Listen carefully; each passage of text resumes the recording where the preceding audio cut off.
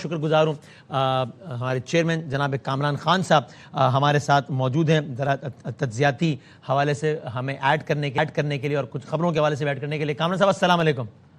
وعلیکم السلام سر بہت شکریہ کامران صاحب وقت دینے کا. ایک تو یہ اسلام آباد میں سے اگر کوئی خبر ہو تو پلیز وہ بتائیے گا, اور دوسرا میں جب ہنا صاحبہ سے بات کر رہا تھا اسی کو اگر آگے لے جانے کی ہم کوشش کریں کہ اسرائیل نظر آ رہا ہے ظاہر ہے کہ اس کو اسپوائل کرنا چاہتا ہے. لبنان میں ایک دم ایسا نہیں ہو کہ کوئی نئی ویو آف اٹیک حزب اللہ کی جانب سے ہو گئی جس کے جواب میں لبنان اسرائیل نے کیا ہو,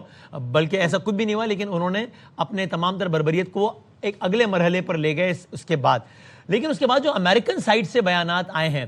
چاہے وہ نائب صدر کہہ رہے ہوں کہ اسرائیل نے ہمیں یقین دہانی کرائی ہے کہ وہ لبنان میں چیزوں کو چیک کرے گا, چاہے وہ خود نیتن یاہو کا 4 بھڑکے لگانے کے بعد ہی سے یہ بیان آ رہا ہو کہ جی وہ لبنان کا وزیر اعظم کہہ رہا ہے تو چلو میں نے بھی اپنے کابینہ کو کہہ دیا ہے کہ کر لو ان سے بات 2 نکات تھی اس پہ, جس میں پہلا ہے کہ حزب اللہ کو غیر مسلح کیا جائے. لیکن یہ سمجھ میں آ رہا ہے کہ کہیں نہ کہیں اسرائیل کو بھی میسیجنگ ہو رہی ہے کہ نہیں لبنان میں معاملات کو بہتر کرے تاکہ یہ پیس ٹاکس خراب نہ ہو. وسیم بھائی تھینک یو سو مچ. پہلی بات تو یہ ہے کہ اسلام آباد میں خبروں کے حوالے سے اور کیا خبریں ہیں اس وقت, ہم لوگ احتیاط سے کام لے رہے ہیں, اور ہم بہت زیادہ احتیاط سے کام لے رہے ہیں کیونکہ اتنا سینسیٹیو یہ پورا کام ہوا ہے, اتنا سینسیٹیو وقت ہے, اور ایک ذرا سی بات جو کہ غیر ذمہ دار ہو یا یہ کہ وہ 100% آتھینٹک اور 100% آفیشلی کنفرم نہ ہو, تو وہ ہم کرنے میں بہت احتیاط سے کام لے رہے ہیں. خاص طور پہ ہم ARY نیوز میں ہم نے اس بات کو بالکل یقینی بنایا ہے کہ ہم اس معاملے میں کسی قسم کا کوئی ہم ایڈونچرزم نہ کریں, کسی قسم کی کوئی ہم بے احتیاطی نہ کریں, اور ہم ہر صورت میں جیسے کریڈیبل ہیں مکمل طور پہ بالکل کریڈیبل رہیں, چاہے اس میں کوئی بھی ہمیں کسی چینل وغیرہ سے بھی کوئی پرووکیشن آئے تو ہم اس میں نہ جائیں. تو اس لیے صرف صورتحال یہی ہے, بہتر یہی ہے اللہ کے فضل سے کہ اطمینان ہے کہ ڈائلاگ ہونے جا رہے ہیں, اطمینان ہے کہ وفود جو ارلی وفود آنے ہیں جس لیول کی بھی ہیں وہ اسلام آباد میں موجود ہیں, اور باقی جو آفیشیل اس حوالے سے جو ہائی پروفائل ڈیولپمنٹ ہوگی وہ ہم اس کا انتظار کریں گے کہ فارن آفس اس میں کیا کہتا ہے, حکومت پاکستان اس میں کیا کہتی ہے. تو اس لحاظ سے وہ بالکل صحیح ہے. جہاں تک دوسرا معاملہ وسیم بھائی آپ نے کہا, جس کا آپ نے کہا کہ ڈسٹریکٹر اور اسرائیل اور یہ کردار, تو یہ تو پہلے روز سے سب کو پتا ہے اس میں, اور آج چاہے براہ راست صدر ٹرمپ جو ہیں وہ سرزنش نہ کریں نیتن یاہو کی یا امریکی حکومت سرزنش نہ کرے, لیکن امریکی پبلک اوپینین, امریکی میڈیا, امریکی کانگریس, امریکی تمام نان گورنمنٹ لیڈرشپ جو ہے نا وہ کھل کے اسی انداز سے اسرائیل کو نشانہ بنا رہے ہیں جو ہمارے جذبات کی بلکہ ہم کہتے ہیں کہ اس کی عکاسی ہو رہی ہے. اگر ہم فالو کریں US میڈیا کو, جو الفاظ, جو بیان, جو تجزیہ استعمال کیا جا رہا ہے کہ بغل بچہ بنا دیا امریکہ کو, امریکی حکومت کو, پریزیڈنٹ ٹرمپ کو نیتن یاہو نے, اسرائیل نے, تو وہ ہم سب کی جو ہے وہ جی بھر کے اس کی تسلی ہے. اور غیر مسلم سربراہان مملکت بھی یہ جو لبنان پہ بربریت ہے, چاہے وہ فرانس کے سربراہ ہوں یا وہ بیلجیم کے تو پہنچے ہوئے تھے وہاں کے وزیر خارجہ, یا اسپین, سب کھل کر اب وہی بات کر رہے ہیں جو پاکستان کہہ رہا تھا کہ یہ تو لبنان میں یہ کیا تماشا ہے. اس سب کے باوجود سب کھل کر یہ بات کہہ رہے ہیں. یہ ہمیں اور یہ ہمیں اس کی ایک امپورٹنٹ بات یہ ہے کہ ہمیں اس بات کی تسلی ہونی چاہیے کہ الحمدللہ یہ جو ہمارا موقف ہے کہ اسرائیل جو ہے بربادی اور ایک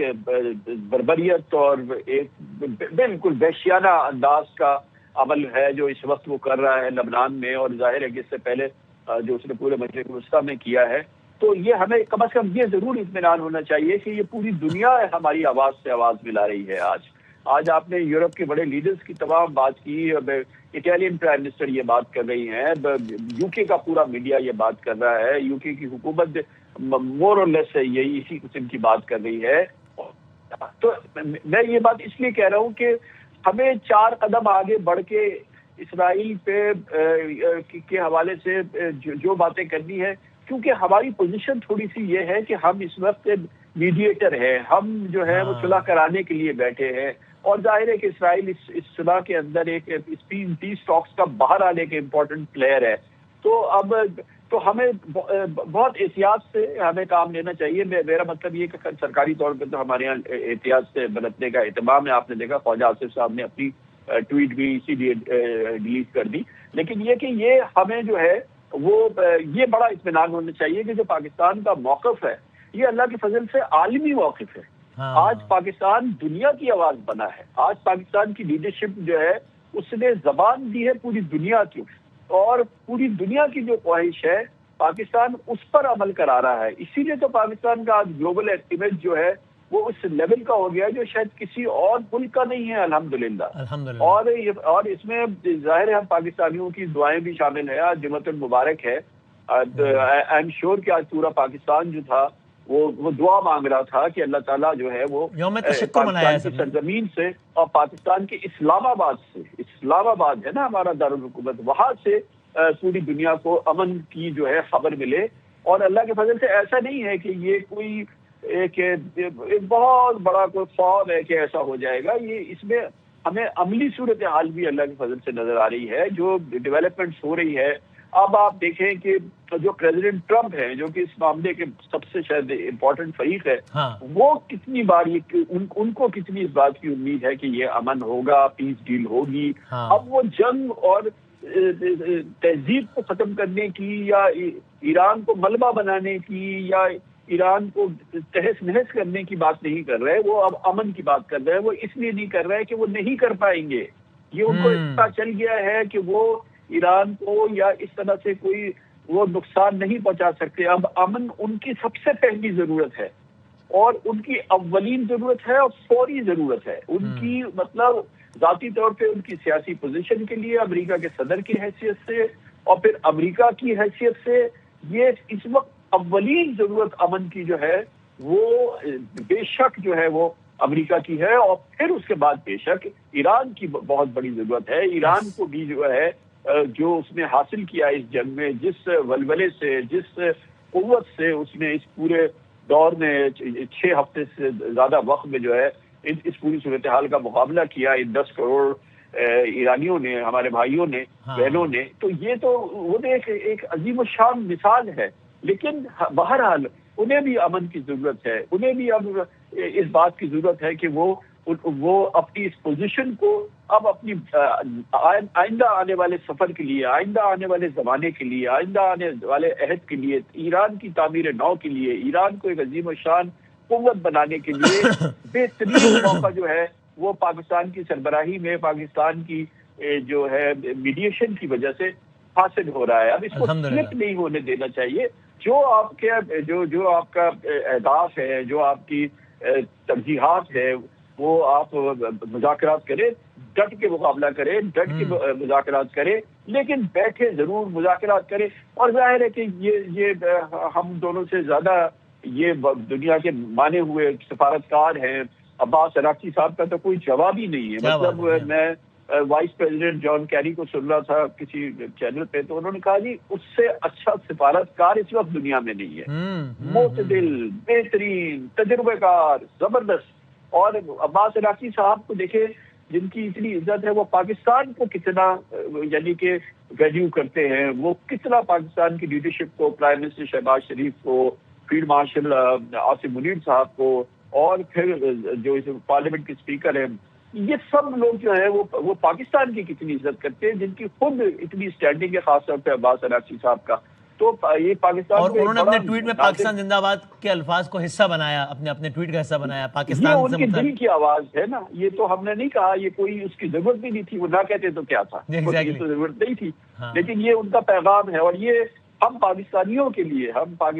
لیے بہت فخر کی بات ہے, بے پناہ فخر کی بات ہے کہ اس لیول کی شخصیت ایران جو اتنا بڑا اس پارٹی, اس پورے مسئلے کا وکٹم ہے, اتنی بڑی مظلومیت کی جو کہانی ہے, وہ ہمیں اپنے آپ کے قریب سمجھ رہا ہے, وہ ہمیں زندہ باد کہہ رہا ہے, وہ ہمارے ساتھ کھڑا ہے. اور پھر دوسری جانب امریکہ یا امریکہ کا صدر, امریکہ کا نظام, وہ سمجھتا ہے کہ پاکستان ہی جو ہے اور ان کو اس مشکل سے یا اس جنگ سے خلاصی دلا سکتا اور ہے. کامران صاحب ٹورڈز دی اینڈ خالی اگر ہم کمپیریزن میں ڈرا کریں تو مطلب ناٹ لانگ اگو، آج سے کچھ عرصے پہلے اگر جو کچھ آج حقیقت ہے جس کو آپ الفاظ کی صورت میں پیش کر رہے ہیں، اگر کوئی خیال یا خواہش کی صورت میں پیش کرتا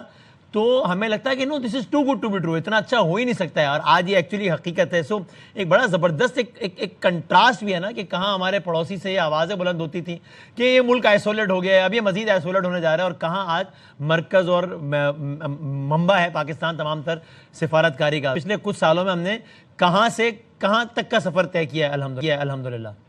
یہ دیکھیں، یہ جو انہونی چیزیں جو ہیں نا، جس کا کہ تصور بھی نہیں کیا جا سکتا تھا، جیسے کہ آپ نے کہا کہ پاکستان کو اللہ تعالیٰ اتنی بڑی عزت دیں گے، اتنا بڑا مقام دیں گے، پاکستان کی لیڈرشپ کو پوری دنیا کی